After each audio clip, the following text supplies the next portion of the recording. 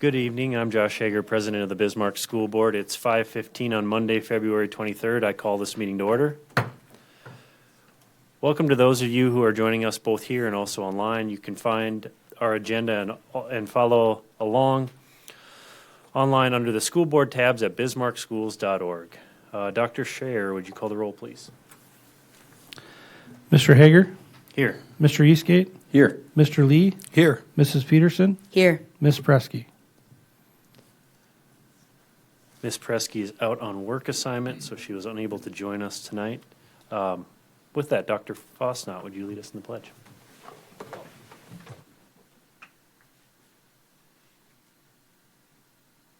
Pledge allegiance to the flag of the United States of America and to the republic for which it stands, one nation, under God, indivisible, with liberty and justice for all.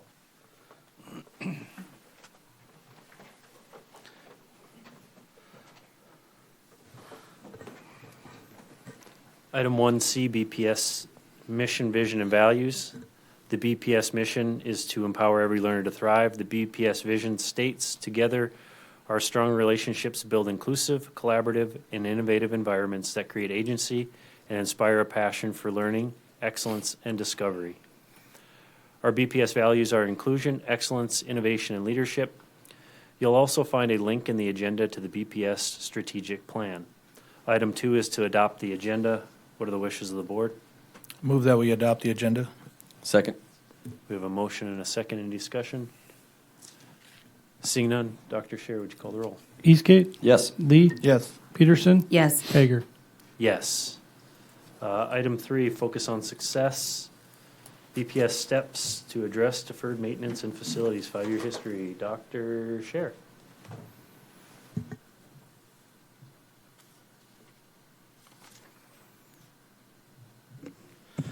Thank you, President Hager, members of the board. Tonight, we're going to be talking about OE12. So with that in mind, wanted to talk a little bit about our facilities and what it takes to keep what I think are the best facilities in the state clean, running, and in top shape. So just a little bit about who we are and what our buildings are. Our oldest building is Bismarck High. That's 92 years old. Our newest building is the Silver Ranch Career Academy, and that's less than a year old. It's interesting because our average age is 47 years in our district. And most architects will say they design a building to 50 years, but we get much, much more life out of our buildings, and I think that's because we invest in keeping them maintained. On to kind of other stuff, or onto who we are. We have 3 million square feet of floor space. We have over 2 million square feet of roofs. We have over 900,000 square feet of sidewalks and over 3 million square feet of parking lots. And these just a few fun facts. We have over 2,000 sinks and 1,500 toilets.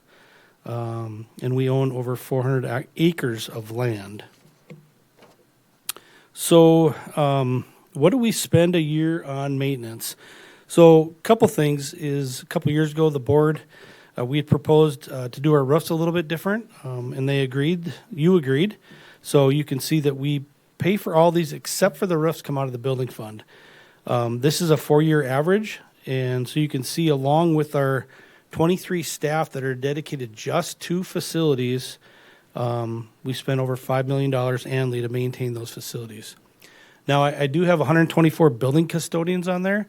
You know, they don't necessarily do the maintenance on the boilers and fix toilets, but they help and they change filters, and they are really the boots on the ground to keep our facilities looking good. So again, a little bit more about staff. We have 23 staff. That's our electricians, plumbers, carpenters. We do gear up a little bit in the summer. We had 6 summer staff to help with painting and carpentry. And then for ground staff, we have 3 full-time, and we do gear up in the summer with 4 additional staff to help keep our lawns mowed and fields striped. And then you can see, again, the building staff. We have 124 building custodians. I feel like this would be a good time just to talk about, BPS is fortunate. We have some incredible staff. I think we should be very blessed at some of the staff that we have. and how they respond to events. We had a water leak, for example, just recently that, people just all responded. All the way from the assistant superintendent was there, down to the fire department and the building custodian. So we take a lot of pride in our buildings, and I think our staff are definitely part of that. A couple things that we've been working on and for into the future and what we call our continuous improvement cycle is we piloted autonomous scrubbers, a scrubber and a sweeper at BHS. We were having problems finding people. So we thought, well, let's try this to see if we could get them to do enough floor space. And the pilot went very well. We now have those autonomous pieces of equipment at all 3 high schools. And that results in $180,000 of staff savings every year. Now, I think it's important to say we didn't eliminate somebody. We just replaced somebody we couldn't find with equipment. And we've done this for a while. For example, we do riding floor scrubbers and riding vacuums. If you look at the efficiency of way back when, probably when it was our grandfathers were cleaning schools, they were using mop buckets and brooms. These new machines are 1,400% more efficient than that. And then even the riding ones, just because of the speed, the size, are 500% more efficient. So I think that's important that we try to continually put tools in our folks' hands to make their jobs easier and more efficient. Some future ideas that we're looking into: autonomous lawnmowers and what's called a Kaivac cleaning system, which is kind of an automated bathroom cleaning system that's pretty slick and a lot of time saving. So that's really what it takes every year to keep our buildings operating. And I would stand for any questions. Board members, questions, comments? Not seeing any. Thanks, Dr. Scher.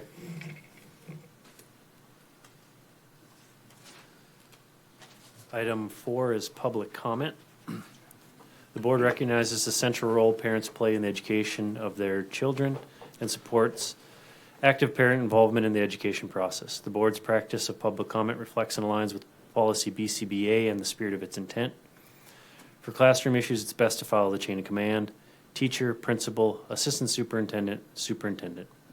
For district issues, please reach out to Dr. Fosnot. If you do speak tonight, we simply ask that you be responsible, be helpful, and be respectful. Our BPS students deserve to have adults model the expectations that we have for them. Groups are urged to select one spokesperson. Individuals will be limited to no more than 4 minutes and will be notified with 30 seconds remaining to conclude the remarks. The board will not debate issues as presented, but will take such matters under advisement. Dr. Fosnot, we had one individual last week. Any response to that one? I guess I'd like to just comment on that and just give you some feedback for the board, maybe the people who are listening. Yeah, we did only have the one comment last time from Ms. McDonald.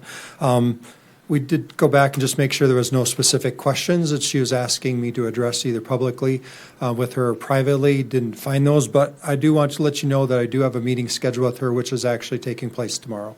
So I'll be meeting with her privately. Okay. Thank you, Dr. Fosnot. With that, please stand and approach the podium if you wish to speak tonight. Seeing no one, public comment is now closed. Item 5 is monitoring district operations. Item A, OE 12 facilities. Dr. Scher again, he's getting a workout tonight.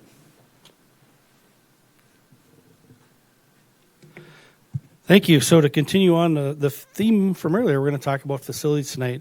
We talked a lot about this OE when we first went to the coherent governance models, like, should this be something that's included or should this be something that the board just expects happens? And I think it's both of those. I do think it's good to look at what we call maybe evergreen, but we shouldn't just write it off. We should talk about it. So, a lot of the stuff that we do, we always have a safety focus on everything that we do. Talk a little bit about facility planning. We just updated our long-range facility plan just recently, presented to the board in January.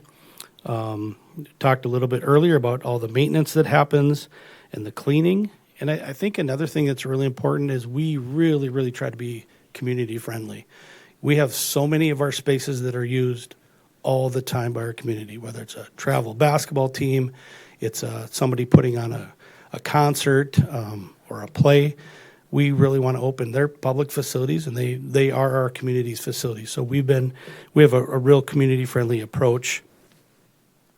I don't really have anything specific to look at. I'd say that, we are in compliance on all of the indicators. And we don't have any recommendations for any changes at this time.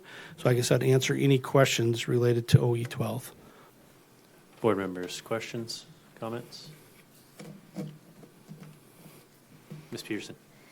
Thanks, President Hager. And I don't have any questions, but just a comment. I like how you kind of said, should this be evergreen? It talks about having certain things in place, and of course, you'd always want to make sure that we do that. One thing, obviously, like you said, tonight's a theme of kind of facilities updates and so on. But I think one of the things that you marked in compliance, and I think that it absolutely is the long-range facilities plan. But we've acknowledged in a couple of the workshops, and we're going to hear more of it tonight, that we've had the long-range facility plan, and we've been chipping away at different pieces that we can do with maintenance, but I think eventually you do start to notice when those kind of build up. And so in connection with your earlier comment about having buildings that are, upwards of, 2 years old and then all the way through, almost 100 years old, we have different needs that come at different times. And so I always appreciate this OE, and I do think it seems like, okay, there's a lot of checks that we do, but I also think it's probably still important for us to keep it as an indicator, because at any time, one of the buildings not being up to code or something like that, and things that we've talked about in meetings that can go wrong, or an emergency, all of a sudden the best laid budget can go awry. So, but I appreciate this piece, and with respect to OE12, I would accept the report as being fully compliant. Second. We have a motion and a second. Any further discussion? Mr. Lee. Thank you, President Hager. I just had one more comment. When I looked at the last report, and you think of 3 million square feet of floor space, 2 million square feet of roof space. When you look at those numbers, it's really daunting. And I would say, just from my last 8.5 years on the board, we've always been very conservative in our approach to finances, and certainly have tried our best to be in tandem with the business manager. I'm trying to use our dollars in the most effective possible way. But I think at some point, you start to get a little worried about, can you continue to do this? And there are so many needs, and we've all seen the Bismarck High boiler, and it's been on the docket ever since I've been on the board. I mean, it's a time bomb, not literally, but it's going to go out, right? And it's going to need to be replaced. But we have so many needs, so I think that's what tonight is about, just identifying those needs and really just finding out where we're at. So I do appreciate facilities, and Jason Middlestadt down there does just a phenomenal job. But everybody that's down there is just awesome, and they're part of that heartbeat that keeps our schools moving. And Dr. Scher has done a phenomenal job working with them to be good stewards, I would say. So I do appreciate it. I agree we're fully compliant, and yeah, that's all I had. Thanks, Mr. Lee. Well said. We have a motion and a second. Dr. Scher, would you call the roll, please? Lee, Yes. Peterson, Yes. Eastgate, Yes. Hager. Yes. Item B, GC8, board member conflict of interest. So this will be the public reading of GC8. Board members are expected to avoid conflicts of interest involving all matters considered by the board. A conflict of interest exists when a member is confronted with an issue in which the member has a personal or financial interest, or an issue or circumstance that could render the member unable to devote complete loyalty and singularness of purpose to the public interest. 1. If a board member has a personal or financial interest in any matter being considered by the board, the member shall disclose such interest to the board. If any such conflict is disclosed, the remaining board members shall determine whether the conflicted member should recuse themselves from deliberation and vote.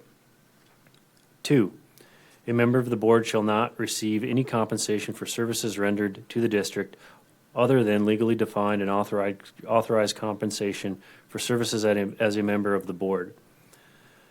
This provision shall not prohibit members from receiving reimbursement for authorized expenses incurred during the performance of board duties. 3. The board shall not enter into any contract without any of its members or with a firm in which a member has a financial interest. 4.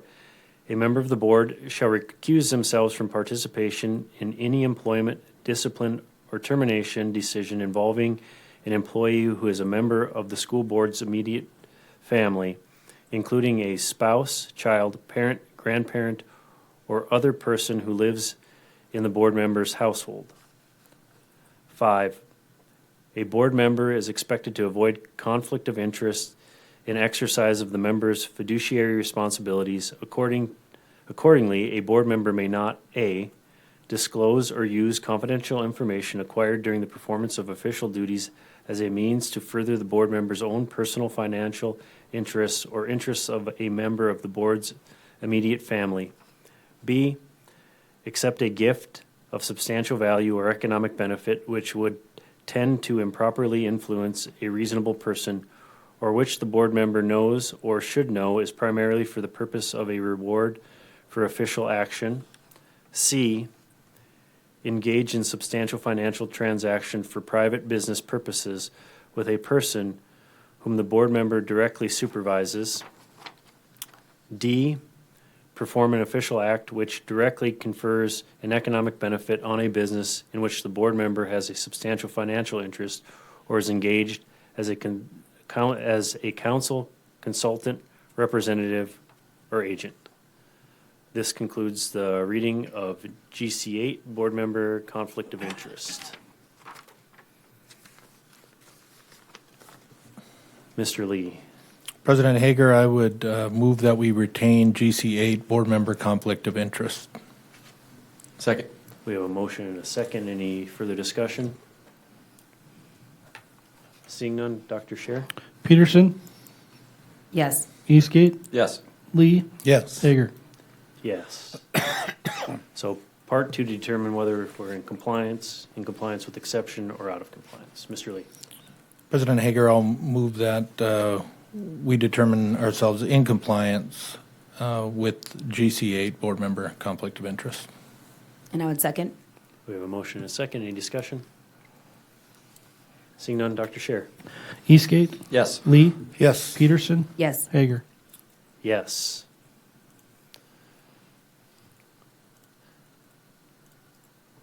Okay, item C, we've got another reading here. This will be for GC9, process for addressing board member violations. So this will be the public reading of GC9.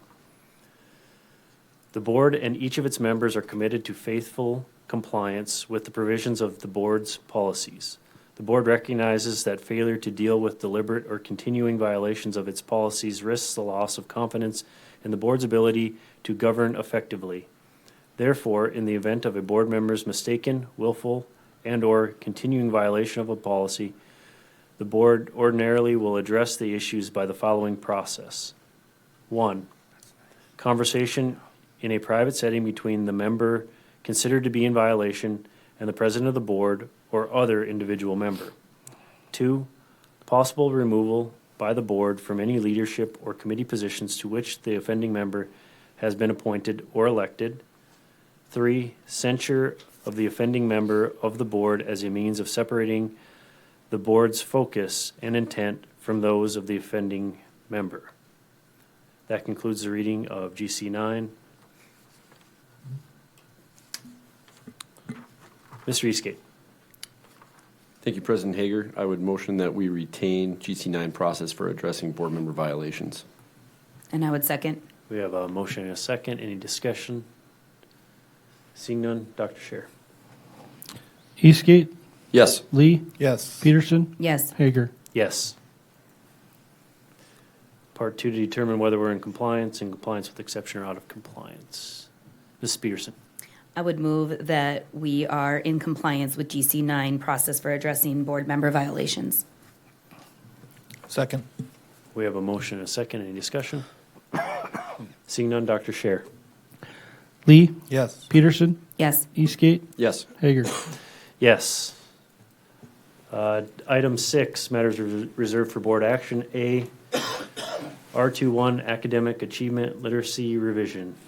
Dr. Fosnauer. Board members, we're just giving this one to you as a slight revision to what you previously fixed or amended last year. This is stemming from the work you did with math last time when we added the indicator 2, focusing on the novice category, and we had that explanation before. So we're just recommending the addition into your literacy indicators, if you were so willing. So if you do, my recommendation is just be accepted for first reading.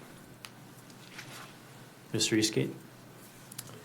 Thank you, President Hager. I would move that we approve the revised coherent governance results indicator R2.1 academic achievement literacy as presented for the first reading. I would second. We have a motion and a second. Any discussion? Seeing none, Dr. Scher.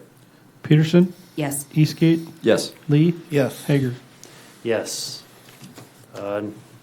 Board member school visits. I think we have a couple tonight. Anybody want to go first? I can go first. Here you go first. All Okay, right. Mrs. Peterson. Thanks, President Hager. I had to arm wrestle Mr. Eastgate for a little bit. No, I was able. It's been a little bit between the time that I've been on a school visit. For those of you who don't know, I broke my foot, so it's made traveling around for the last 6 weeks a little bit difficult. But on my last day, I was able to, and I didn't want to miss it because Sunrise, led by Marcia Dorheim, was having the best week ever and had invited several of us, and so I hobbled my way on the last Friday. Or 2 Fridays ago, right, the day before Valentine's Day, to be a part of that, and I was able to be on the green team. And we were just talking before. I think several of the leadership team, we all got on the green team, so it was probably stacked. I haven't heard the results of which team won, but just really appreciate, for those of you who don't know, I mean, different schools and elementary schools do different things. I think just to get through the spring and the winter months, but the best week ever was an opportunity for them to do all sorts of school-wide events, embrace the community, embrace some of the academic and different achievement indicators, and I think that it was really cool. I came kind of at the tail end, so I know Principal Dorheim was definitely tired from a long week, but it was a really good week, and she really led that team.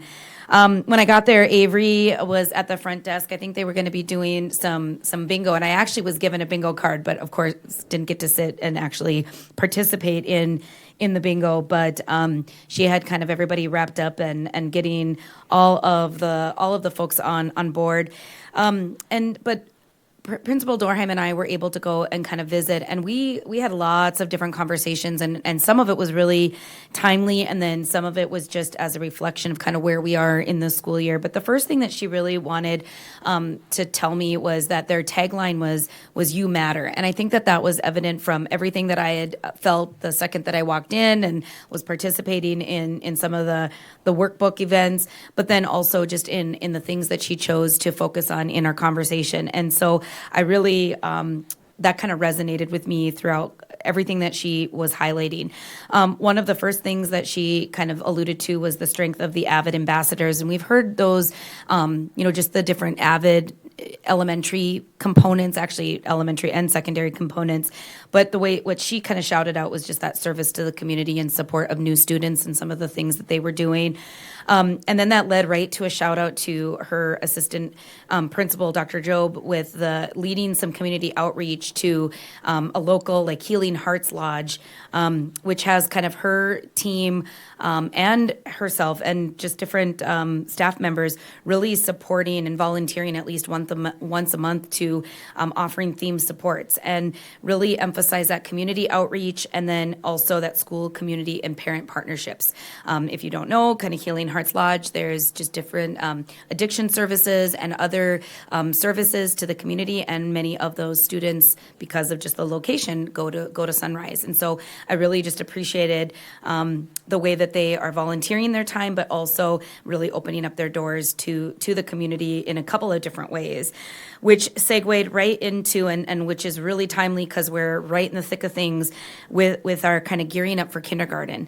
And I think that this was something that came up at the Learning Excellence Committee, but has just been something that a lot of the elementary principals and teams have really talked about, wanting to really think through how we offer supports to our families of 4-year-olds who are about to come to our schools as kindergartners.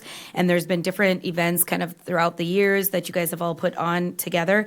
But this year there really was, there seems to be even more of a need for there to be kind of a readiness factor, for when we tell our kids, okay, they're 4-year-olds one day and then they're 5-year-olds the next day, and now we're expecting them to come and be prepared to learn and ready for really some high academic standards in kind of reading and writing and math and just behaviors and all of those kinds of things. And we know that there's a learning curve. And so I know that the principals and the staff members really were wanting to talk a little bit about how can we talk with families a little bit more about what those expectations are. Now, those of us that have had multiple kids go through the school systems, by the time you get to your third or fourth kid, you might have some of those things in your toolkit. But for a lot of our families, this is their first child. And so Principal Dorheim and several others volunteered to, even though this was something that we were that the school district was going to put into place next year, they were like, we don't want to wait, and really help spearhead that. And so I know there's been, I'm probably going to get, even though I just tried to get it right with Mr. Barnhart, but we've got it at Sunrise, we've got it at Grimsrud and Roosevelt. But with all three of those locations, they are actually anybody in the district are open. So it's just not just that if you have kids that are showing up in one of those three buildings, but parents and families can go to any one of those locations and for those different nights. So if you are a family that has a 4-year-old, we would encourage you to go to the website and you can learn more about a night that makes sense for your family.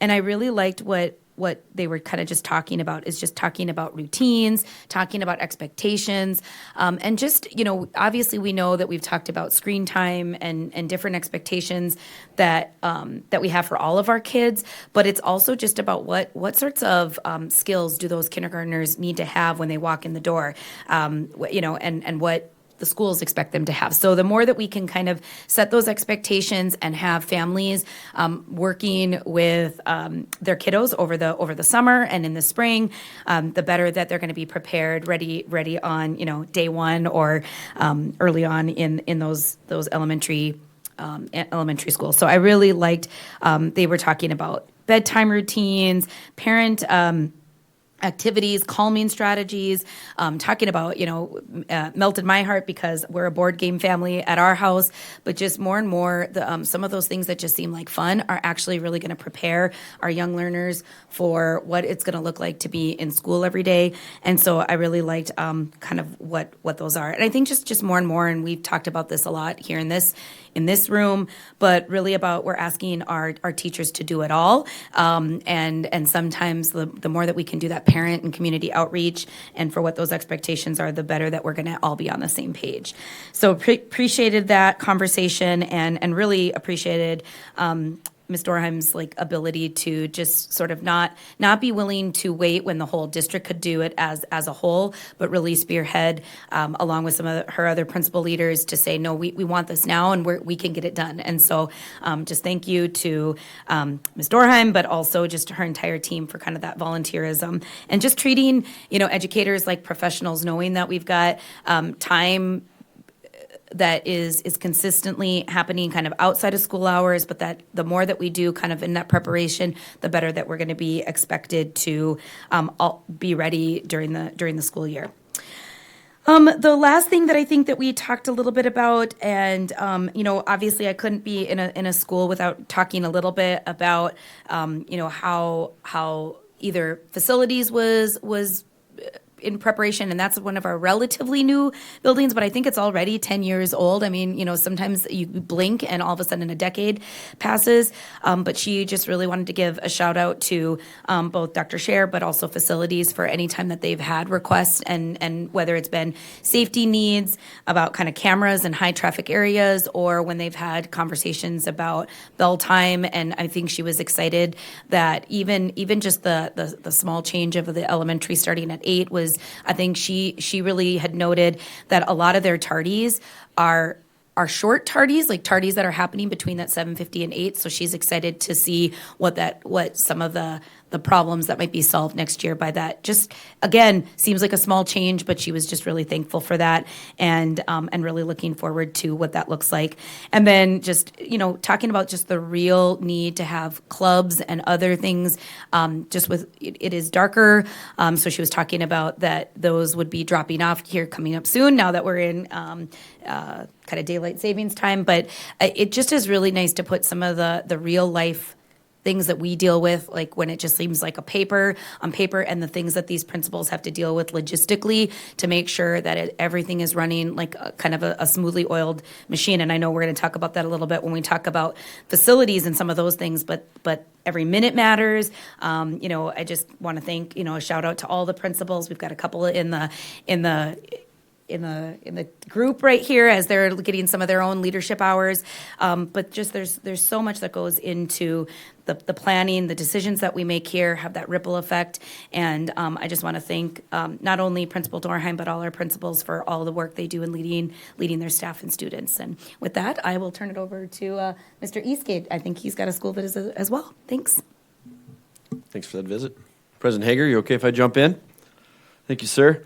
So I had the Career Academy as my school visit, and Mr. Pat Phillips and I had exchanged a couple of emails this last fall when I wasn't able to get over there that time, and he said as we reached out to each other again, that there was a robotics event happening here in Bismarck, the state robotics event at the Career Academy. So Mr. Pat Phillips, people that don't know, he's in charge of our Career Academy and CTE, of course, for BPS, and so really appreciate all the work that him and the staff do at our many different locations that we have for CTE, some exciting stuff. And this is really exciting for me because I got to see some of the hands-on things that these kids are doing and learning, and I'm excited to share it with all of you guys and all of you guys tonight. So as you walk into the Advanced Technology Center, it just took place last Saturday. I got my 8th grader, talked him into coming along with me to check this out because I'd heard it was going to be pretty cool. Earlier in the day, I believe, either Governor Armstrong or somebody from his office was there to kind of kick off the opening ceremonies. Very fitting with the Olympics going on, right? Go USA. And that's what it felt like going in there. So you go into this place and you think robotics, you're just going to walk around and see like a walking building or something. That's not the case. You need to think about, if you remember the old school program, Junkyard Wars. Anybody remember this? Anybody? Okay, so you get these items, right, and you turn them and they kind of battled. Well, this is similar, except for these high school students have created these robots that can either pick up or suck up and kind of eat up a pickleball, and then they launch it into a basket. So there's two different baskets they're shooting at. I'm going to try to lay this out a little bit. I don't have diagrams for everybody, so you got to let me just kind of motion with my hands. But luckily for me, I ran into friends and BPS parents, Nicole and Jeff Duckwitz, who and their daughter Bryn was competing with the Century and Bismarck High co-op team that was going on. So they were there cheering them on, and I could tell they knew a lot more than I did about what was going on with everything. So they did. They tour guided me, and they're like, well, we're going to go back by the other teams here in just a minute. And I'm like, can we follow? So we just followed them down the steps, ended up back by kind of a robot fair going on where all the different teams were hanging out and practicing and getting things ready. They had it was kind of like a career fair, you could say, but a robot fair, because all the teams had up how they designed it. They might have videos. They might have up a big folder tent set up, kind of showing you the different steps that it took to get to where they're at for the competition. When I said it's like the Olympics, not kidding. So when these teams go out, when it's their turn, and Mike Jacobson, I should add, Mike Jacobson, assistant principal at Oak Ridge, is emceeing this thing. So he's up on the stage. The lights are dimmed. There's spotlights into this arena. And Jacobson's up there with music pumping, and they're just hyping these teams, man. So they call the teams out when they come up. For instance, Roboticus Maximus was one of the teams, and they get this, pretty good sized robot that's on wheels or tracks and whatever it might be, and they put it on one of those old film strip carts, right? The old film strip cart from elementary school from back in the 80s. and they get them on there, and they wheel it down through this, basically the tunnel. And what is great is that, again, like the Olympics, the parents and the coaches, I mean, there's people dressed up for robots. There was a team called the, I got to find my note here. One moment. Just one moment. The robot's name was Athena. The Crocobots. So, of course, the Crocobots, they had a mascot in a crocodile costume. There was a coach wearing hard hats and hubcaps for another team. I mean, they just went for it. It was awesome. And they wheeled them out there, and they get paired with there was towns from all over the state. So we had small towns, we had other big schools. And you get paired with another team, and they head out. And what's really cool is for the first 30 seconds in the arena, the robots are autonomous. So they've had to do computer programming to get this thing so it knows where to go. The pickleballs are kind of, they know where they're going to be placed, but they have to have an autonomous programming for this thing to go out there. And I'm blown away by this because, I'm still working on my TI-86 calculator. But these kids have got this figured out, and not only do they know how to make this robot move, but it's shooting these balls accurately into where it needs to go. After that, they basically have like a PlayStation controller, and the students take over. And these are teams of freshman to senior. And it was just super fun watching them put their learning, their education in such a fun way. And so as I had a chance, like I said, to go back in between some of the rounds, and I found them and kind of ambushed them and asked them, can I ask you guys a bunch of questions about your team and what this is all about? So for them, it's an extracurricular that some towns have it as an elective, some schools do, some it's an extracurricular. And for the Century Bismarck team, they meet once a week at the Career Academy. They've played against Fargo and Minot. They've been out there, I believe it was 3 times. Mr. Horner's their advisor, their coach. And some of the kids that are now on that co-op high school team actually got to go to Texas last year as part of the Horizon Middle School robots team because they won the state competition and got to go to nationals. So we've got some really great robotic kids. Just lastly, I'll just say that like the highlight too for at least as school board members, I think as educators that we should take away from this is how much education they're able to apply to this. So I asked these kids, and again, freshman through senior year, I said, what is it that you're putting into this to get here? What is it you're needing to learn or apply? And they just kind of were popcorn answering for me. And so practicing graphic design, problem solving, teamwork, engineering, math and science, computer programming, and English, because they had to write up a brochure that talked about what they all did. And I was just blown away. I just thought, like, here we are on this Saturday at BSC at the Career Academy, some of our joint space. And it's just really cool watching these kids, and you can just tell how excited they are about it. And what a fun way. I mean, again, to take those learning, that education of some of that math and science stuff, which some kids, it's like it's just in a textbook, but to see them be able to apply it, and I just think about their future careers, wherever they end up working, like those people are lucky to get them because they're already seeing how it can, maybe not in a robot, but I bet they can go on to program and see how things work in engineering world, architecture world, all those different places. So super great. Thank you to the Duckwitzes again for tour guiding me, to the team. It was a very fun event. Mr. Jacobson, again, my hat is off. Fun stuff. If you get a chance to go out and check some of these other extracurriculars that go on, activities are so important in our buildings. We talk about it all the time, and it goes beyond the basketball court or the football field. There's so many other things that our kids are getting a chance to be a part of, and some of them do have a lot to do with that, kind of a student athlete, if you will, where they're getting to put that to work. So thanks for listening to my school visit at the Career Academy. Appreciate it. Thanks, Mr. Eastgate. Thanks, Mrs. Peterson, for those school visits. Great visits. Moving along on the agenda, item 7 is the consent agenda. What are the wishes of the board? Mr. Lee. President Hager, I move that we approve the consent agenda. I'll second. We have a motion and a second. Dr. Scher. Eastgate? Yes. Lee? Yes. Peterson? Yes. Hager? Yes. Item 8 is the superintendent's report, starting with a long-range facility plan. Yeah, tonight, thank you, board members. One, both those are good school reports. Thank you. That made my day. Those are awesome. Good ending to a wonderful Monday. Would like to present really part 2 to what we shared with you last meeting, which was kind of what we refined as the priorities coming out of the long-range facility plan. That was pretty big in scope, so we laid out a more constricted approach, maybe what were the most highest priorities, and then what I promised you at that time is to come back, which is today to talk to you about, okay, so what's the plan? How can we pay for it? How can we make it happen realistically, not only in money, but in time?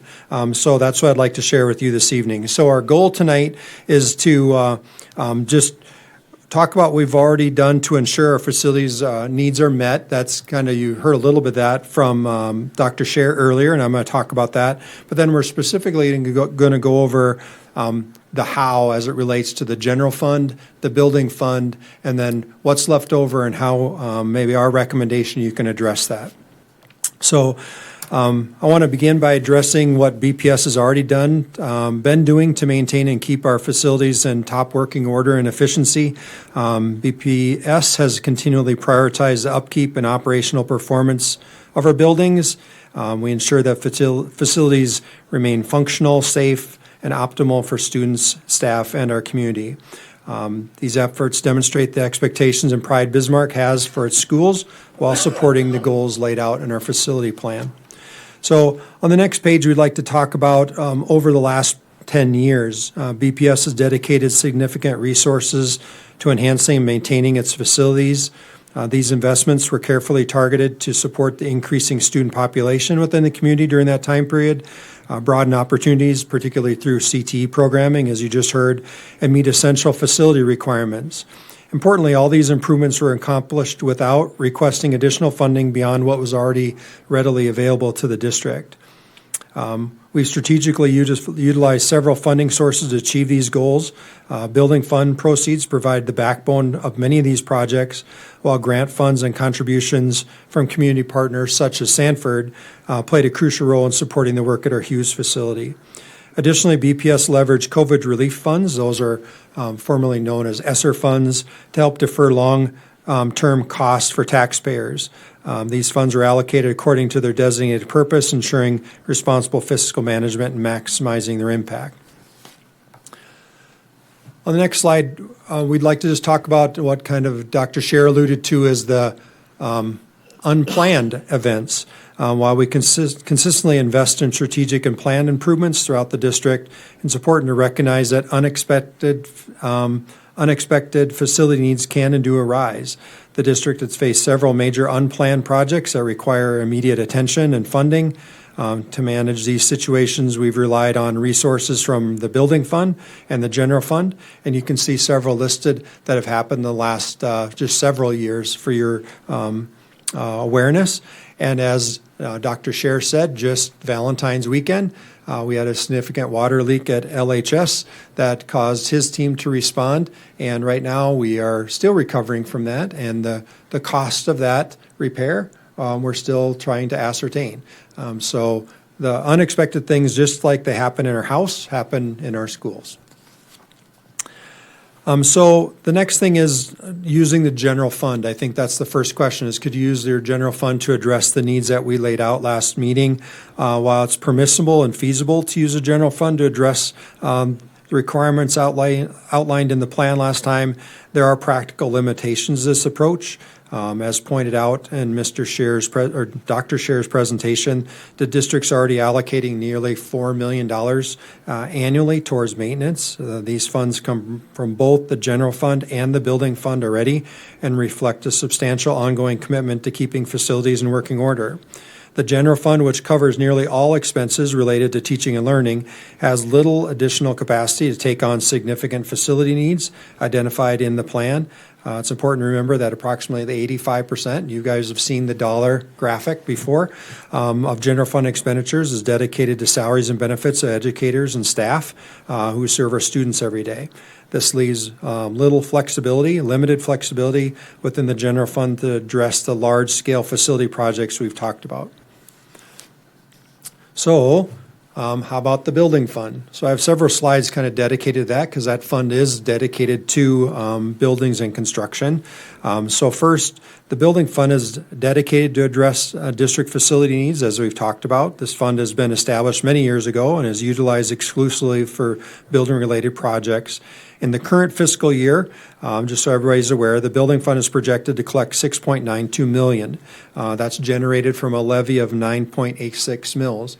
I will For the sake of discussion, I'll say that up until this year has been 10 mills. That's been holding at 10 mills because that's what the levy was authorized for. That's less than 10 mills due to the 3% caps that were instituted last legislative session.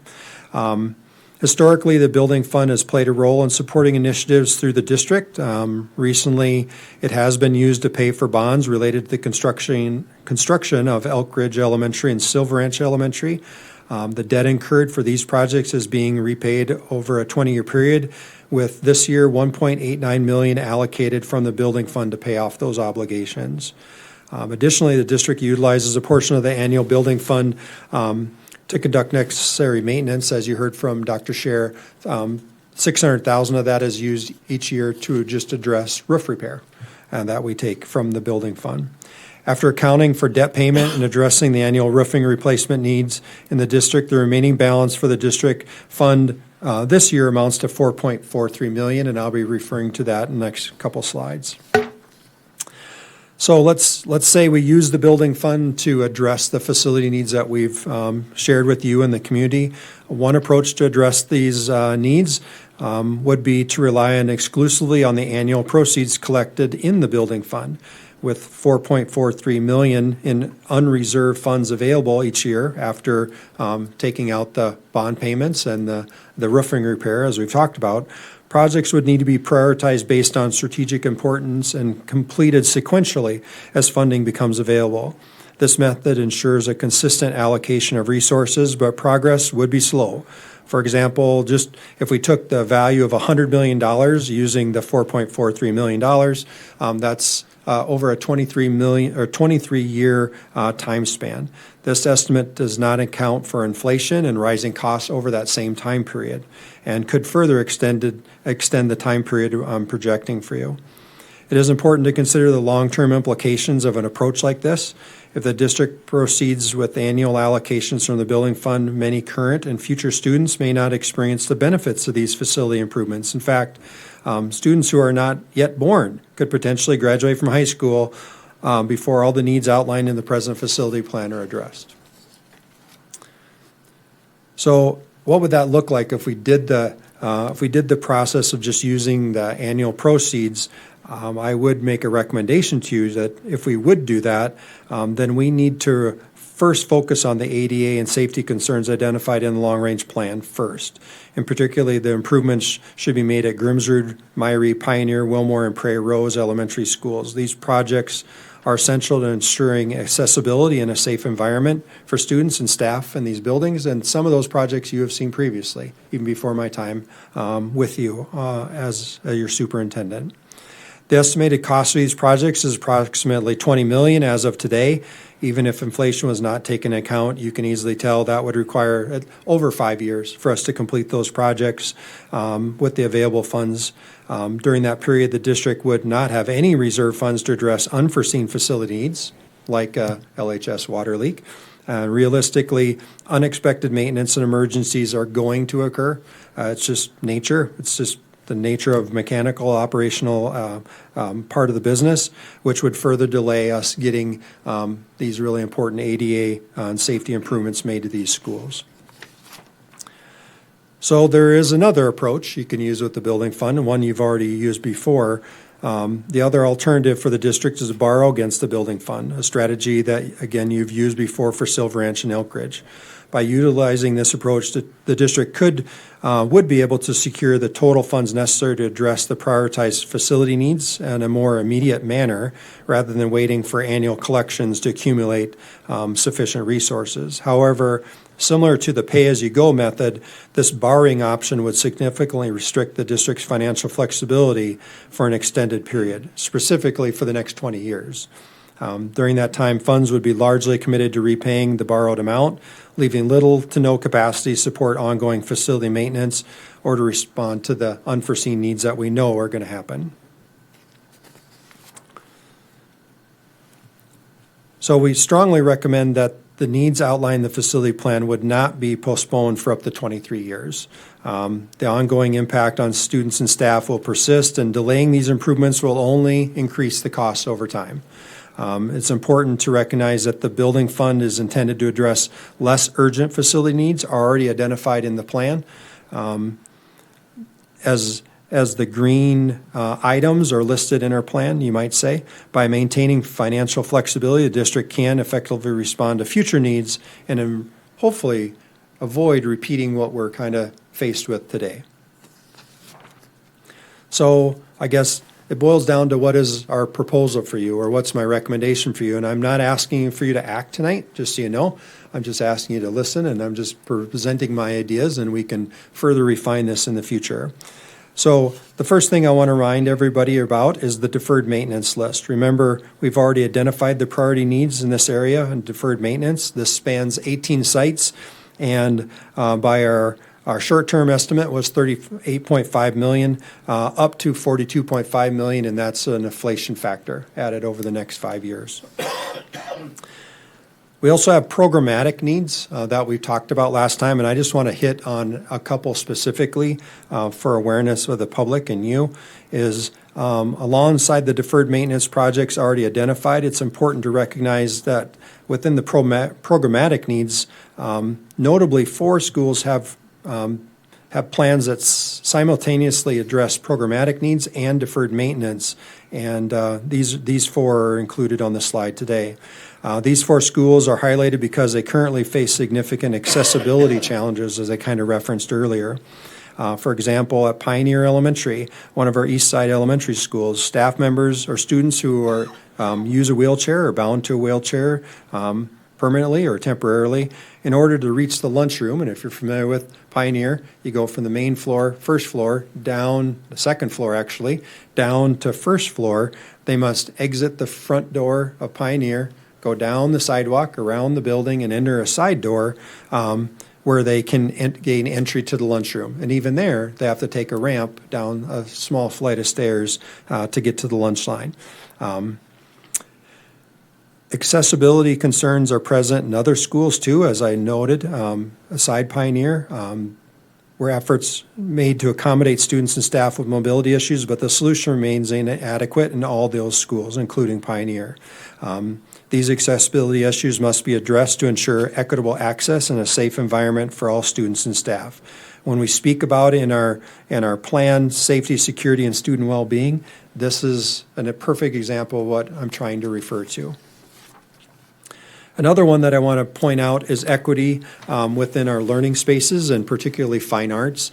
Parents and community members have raised concerns regarding equity of this learning space, particularly during our parent visit this last fall to Century. The existing auditorium, which serves as the primary fine arts learning and performance area for the school and Century High School students, as well as really all the schools in the feeder, is inadequate in terms of capacity. And I believe I shared with you that slide last meeting. This shortcoming affects the ability to accommodate the growing number of students participating in their fine arts programs. When compared to similar auditoriums at BHS, LHS, or even the new Mandan High School, Century High School's Fine Arts Auditorium is noticeably smaller. As a result, it offers fewer accommodations for individuals to accommodate programs, and it also has limited accessibility for people with mobility or auditory disabilities. This limitation not only affects our students' learning, but the performance for our community members that wish to attend. And lastly, thirdly, I want to address Southside growth. And this is mostly because in the fall, this was a very well-attended meeting for us. We had a lot of parents join us at Solheim to talk about the facility, where parents and community members voiced concerns regarding ongoing growth on Southside Bismarck. To provide context, enrollment projections for Solheim Elementary that were part of the recent RSP report we shared indicate that over the next 5 years, the school's enrollment area is expected to grow by 6.6% and peak out at 615 kids in the year 2030-31. The sustained growth, in this region has already led both Moses Elementary and Solheim to utilize portable classrooms to accommodate rising student numbers. In response to these challenges, the recommendation is to address Southside enrollment growth with permanent additions to both schools. These additions would include enhancements to pick up drop-off areas, which we heard concerns about, expand multi-purpose room spaces to alleviate constraints related to physical education and lunch, which we also heard about, and expand student support service spaces to accommodate our most needy students and that growing population. I would also say some of the discussion we had in the fall was about building a 19th elementary school to accommodate Southside growth. And our recommendation for that, that we presented to you last time and within this plan, is not to construct a 19th elementary school, as we see elementary enrollments kind of stabilizing for the next foreseeable future. So we think we can accommodate the existing kids we're planning within those two schools. And the last one I want to share with you is the concept of a centralized kitchen. One of the significant programmatic needs identified for the district is the construction of a centralized kitchen. This hits squarely upon one of our themes, again, which is student well-being and capacity. This initiative has previously been presented to you as the board, emphasizing two primary areas of impact for our schools. A centralized kitchen would enable the district to further expand the use of locally sourced products such as beef and vegetables. The Farm to School program is recognized for providing healthier whole food options for students, but it demands additional local processing. Currently, the district uses locally sourced beef at our secondary schools, actually comes from just east of town. The primary limitation preventing the same offering at the elementary level is just insufficient capacity to process and produce the beef and put it in a packaging for we can use at our elementary schools. You may have also heard, I think I have it referenced on the slide, remember the 500 dozen ears of corn that our staff processed this year. So equally beneficial. The second major benefit of a centralized kitchen is the potential to reduce production costs by streamlining kitchen staff. Previous board discussions have shown that the centralized kitchen could save the district approximately $530,000 annually in labor and operational costs, giving ongoing workforce shortages that you're heard about even to some degree in the maintenance staff today from Dr. Scher. This approach offers a sustainable solution to protect our our food service program and ensure our kids have nutritious meals. So if we take a look at the programmatic total, needs for the district are anticipated to range in costs from 76.7 to nearly 85 million. Again, that's just been adjusted for inflation over a 5-year period. When you add that to the previously shared deferred maintenance, results in upwards of 127 million to address the needs prioritized in the long-range facility plan. Our proposal would first be to continue to use the general fund and the building fund to annually maintain the district's facilities, as you've heard earlier. While using funds to ensure the low priority needs are addressed, this will help ensure we have capacity to be able to respond to any unexpected needs that may arise. And we can put our focus in the green categories to ensure that we hopefully don't get in a predicament like this again in the future. What we need to consider is, after careful consideration of the district's current and future needs, it's clear that a 23-year timeline for addressing facility improvements is unrealistic and insufficient. Such an extended approach fails to adequately prioritize critical issues, including student safety and security, as well as the equitable quality of learning environments across our schools. I believe it's unreasonable for students who have not yet been born to wait until their high school graduation for these improvements to be completed. To address these concerns promptly and effectively, we're recommending that the board seek voter approval for a bond of up to $127 million. This would allow the district to accomplish the required facility upgrades and programmatic enhancements within a 3 to 5 year time frame. It's important to note that in compliance with recent changes in North Dakota Century Code, any referendum related to this bond must be scheduled on either a primary or general election date. This ensures proper adherence to state election requirements and provides the community with a clear opportunity to participate in the decision-making process. But putting that number out in front of everybody may make some people uncomfortable. So it's important to recognize that this approach represents the one practical solution the district to address facility and programmatic needs within a reasonable time frame. Based on the current district valuation, a proposed bond of $127 million would result in an estimated annual tax or cost of $56.09 on a residential property assessed at $100,000 true and full. This equates to approximately $4.67 per month. For residents with homes valued at $400,000 per se, or as an example, that projected cost, you'd simply multiply it by 4. Should the board wish to proceed, the next step would involve preparing formal resolution documents and organizing public meetings. These meetings will serve to inform and engage parents and the broader community about the proposed bond and its implications. An immediate decision from the board is not required. If the board indicates a desire to move forward, efforts will continue to refine prioritizing both the plans and the financial options available, as you do have access to school construction loans within the state of North Dakota and some other low-cost financial options that we'd want to consider. So with that, I would stand for any questions you have. Board members, questions, comments? Mr. Lee. Thank you, President Hager. Trying to let my mind catch up to everything here.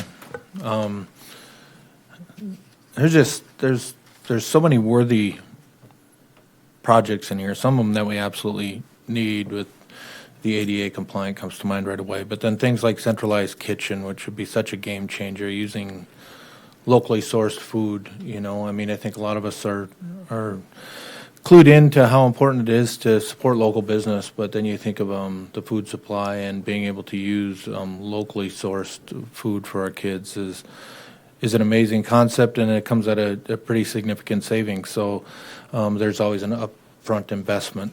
So there's a lot of things to that. So I'm just kind of going through all this. I know it's a lot for people to digest, but I think it's important to point out that previous board members I've served with, they could not have had the foresight to see that we would be under a 3% cap. And being on those boards myself, I think had we had a crystal ball, just being truthful, the truth is we may not have been so conservative in our approach. We've really ran things tightly, and we knew we were, and we knew we would be able to handle it. And that landscape has changed. It has, and it's through no fault of our own, and it's just the way things are now. So there are all these projects that I feel like we it would be nice to get ahead of. And the 23 years is what really sticks in my mind. Kids not even be born wouldn't see these things done. 23 years, I just had a birthday. I'd be 81 if I make it, which I think we all know I won't. But 81. I'm like, that's when we would finish all these projects that we've identified. And when I go through them, it's like, man, how can we not do this?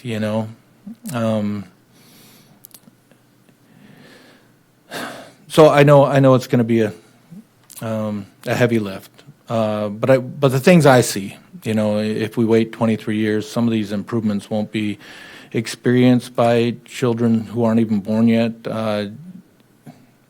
Meanwhile, the cost of construction will continue to rise. We have inflationary pressures, and if we act sooner, today's elementary students and many of our middle schoolers can benefit, and we can complete the projects at a lower overall cost. So those are the things that kind of resonate with me. The alternative is to stretch them out over decades and pay significantly more and limiting the benefit primarily to future generations. We've been conservative, holding steady on the mills that we levy for years, and I agree with that. But given the landscape that's changed, this is a way to get ahead and hopefully stay ahead of not only facilities but deferred maintenance as well. So at the end of the day, I like that we're not making a decision necessarily. We're asking the voters, what do you want for your kids now and in the future, and what would you like to see? And I think it's a whiteboard we can give this to the community and see where we're at. But I can't see any projects that aren't worthy of finishing sooner rather than later. So I'll leave it at that. Mrs. Peterson? Thanks, President Hager, and I think one of the things that that I always think about is like, not only should we not make it just in our hands in terms of, like, some of these decisions and allowing this to go in. I think that it's been really notable. A lot of those things that are in those, whether it's the programmatic or the maintenance, have come as a result of those community forums, have come as a result of some of the excellence committees that you've set up, and they've been a part of it. And I think that if you were to ask and go to any individual person or community member, if you have your kids in one school, it's really challenging to then go and pick and choose, as I know your team has done over and over again, is like, which ones would we do and which ones would we not do?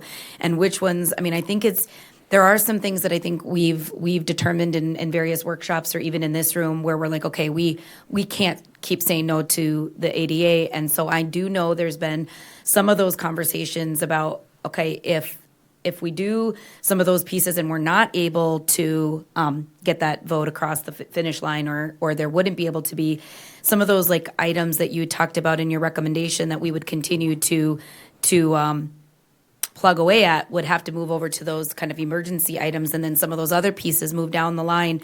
And I think just it continues to build, right? You're not going to be able to do it kind of all at once. And so obviously, I know when the public sees some of these things, you see some really big numbers. We've been seeing kind of some big numbers over and over and over again. And I appreciate it, you laying all of this out. I hope that the public would go out. We've been talking about this for the last couple of meetings and in workshops with that long-range facility plan. I've dug into it. I know my fellow board members have, because you can't see a project of this scope without looking at the entire district.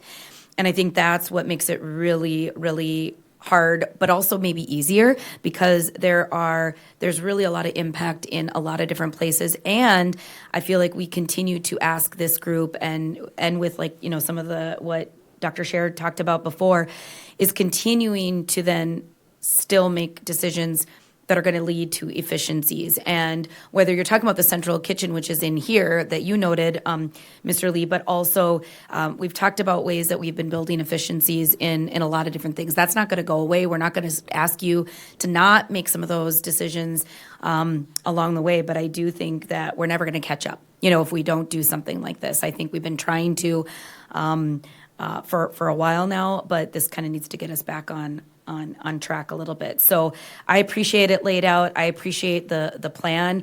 I encourage the public to look through and see what you would say no to. Because yes, there's things that I might say, okay, that seems a little bit, more than we need over here, but then gosh, like this school and this student gets this available. I just don't think that we should make decisions that are like, well, if you get to go to this shiny new building, you get to have all of these accommodations and all of these opportunities. But if you're in one of our older buildings, you don't get to until you get to middle school or to the high school, maybe. I just think that when you're talking about equitable learning opportunities and your environment and your facility needs to be a part of that. And I think that this approach kind of showcases how we can do that in an opportunity here. So anyway, I just appreciate all of the work. I don't have any questions at this time. I've appreciated the opportunity in many of our workshops to lay those questions out. I feel really good about it, but I would encourage the public to keep going through and looking at all of those individual plans. Thank you, Mr. Peterson. Mr. Eastgate. Thanks, President Hager, fellow board members. Yeah, Dr. Fosnot, to you and your team, thank you. This has not been a sprint. This has been a marathon for you and your team this whole year. It started with conversations internally, I believe, and then, I want to say thanks for getting the invitation to the community and to our parents and the families to be so involved. In every feeder, multiple schools. And asking people to come and share what is most important to you. What do you see from your kids as a parent? And they've been able to go from things that even schools don't always have say over, such as traffic flow, sometimes that we don't have say over some of that. So it's really gotten into the detail. really into the nitty gritty of what goes on in our schools. And I just appreciate that our district has continually asked our stakeholders to have that voice in it.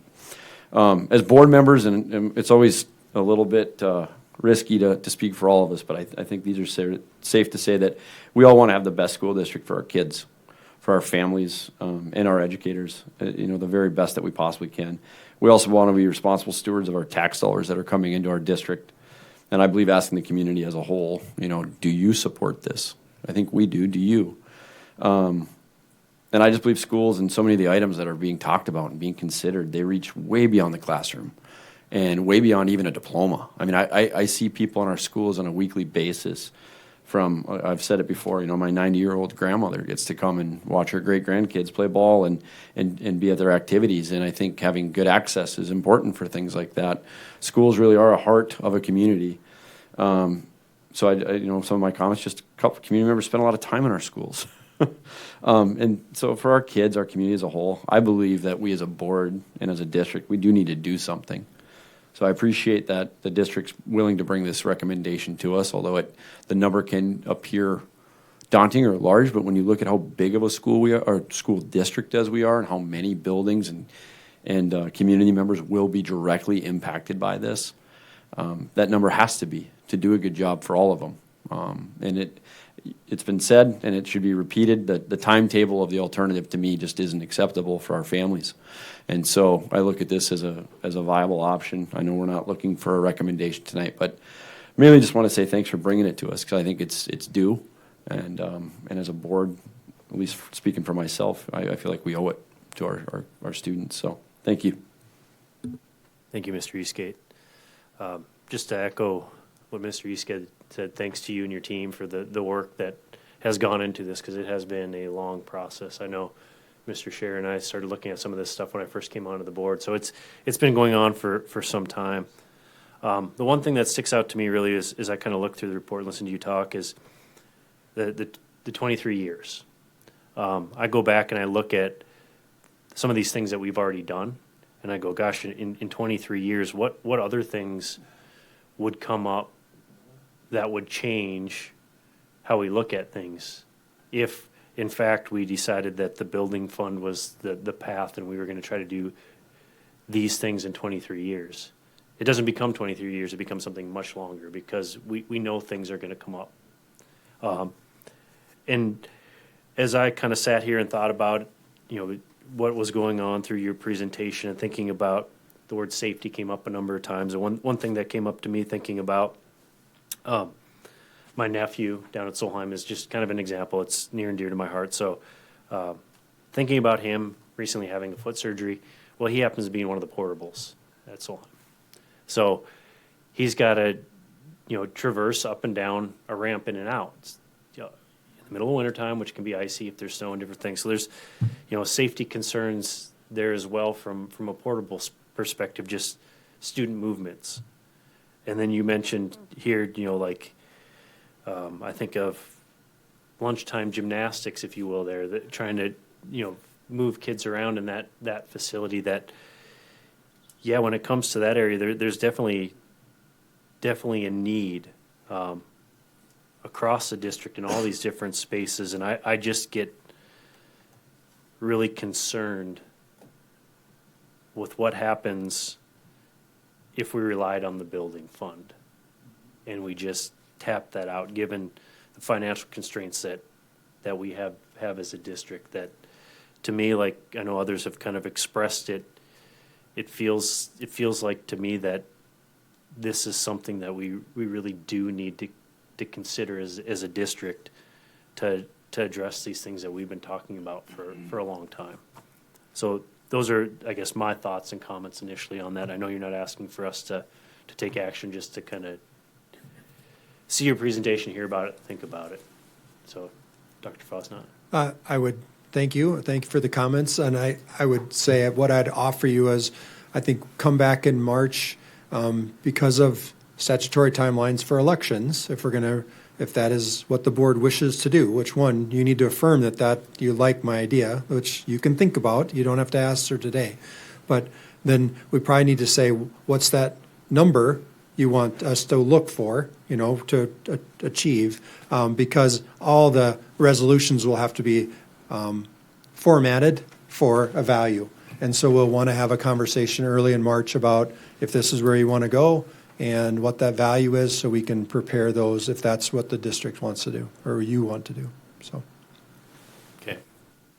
So we'll continue to think about that. Board members like to give Ms. Preskey a chance to kind of weigh in on this next go around as well. So that brings us down to item B in the superintendent's report, Head Start transportation. This is probably a disappointing report, but this is exclusively probably an operational cost. It's not something extra I can go out and ask people for, like we're talking about facilities, but we've made the decision to constrict busing or pull back busing from our Head Start program, and I'm just letting you know that. We're going to put a press release out tomorrow about that, but Head Start presently serves about 131 kids in Burley, Kidder, and Emmons County. We have provided that in our BSEP location for years, but at the present time, we're having a hard time all year staffing that, not only with our drivers, because we use BPS drivers for that, and buses, to keep that operational in concert with our early childhood special ed and regular special ed services. Those are all in the same buses, all the same fleet, all the same manpower, you might say. And we've had a significant struggle staffing that all year. You may have seen our want ads with bonuses to try to entice people to be drivers, to help us staff that. But we have been still a challenge. I won't say unsuccessful, because our people have been working hard, but it's still been a challenge. So what I have directed my team and Mr. Barnhart and Dr. Scher is that effective next fall, we will pull that service, because it's not required. It's not something we have to do as a district. It's purely a service that we can do. We're going to put our efforts into the required. The required is by law, I have to provide transportation for early childhood special ed and regular ed kids who need it, based on their IEP team's recommendations. We got to put our services where we have to put it, and at the expense of a service that has been standing for many years in the district. So I'm sure that comes with, it's a difficult decision, and we didn't make it lightly. We've debated it for months, but we just really don't have the capacity to do that. So it's with regret I inform the community of that. So. Thank you, Dr. Fosnett. Financial report, Dr. Scher. Thank you, President Hager, members of the board. Financial report in front of you. I'd say we're tracking as planned, and currently we're a little over $2 million of revenues over expenditures, so we are tracking well. The one thing I'd like to point the board to, just kind of bring this full circle a little bit, is if you go to page 6 in the financial report, line 2, it talks about building and site repairs.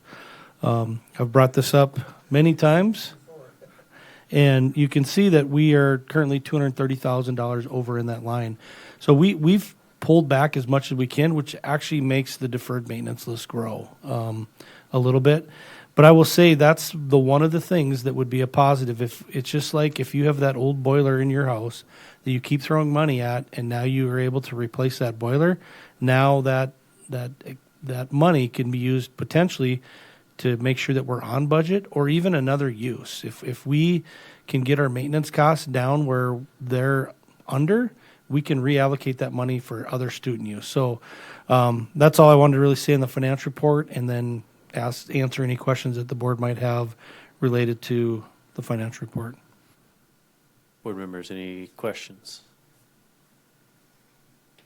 Okay, thank you, Dr. Scher. With that, all agenda items have been considered. I declare this meeting adjourned.